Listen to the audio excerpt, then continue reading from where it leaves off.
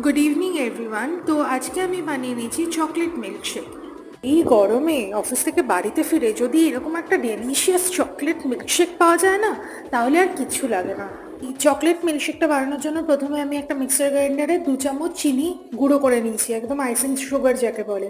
তারপরে একটা মাঞ্চ আমি নিয়ে নিয়েছি। তো এই মাঞ্চটাকে টুকরো টুকরো করে মিক্সার গ্রাইন্ডারের মধ্যে দিয়ে দিয়েছি এবং তার মধ্যে দিয়ে দিয়েছি আমার যতটা পরিমাণ আমি মিল্কশেক খাবো ততটা পরিমাণের দুধ।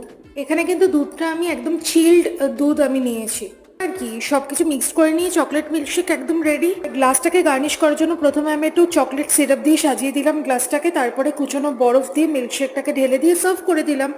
আহা, কি সুন্দর দেখতে এবং খেতেও দারুণ। ভিডিওটা ভালো লাগলে লাইক করো, আর মিল্কশেকটা যদি ভালো লাগে তাহলে চ্যানেলটাকে সাবস্ক্রাইব করে দিও প্লিজ।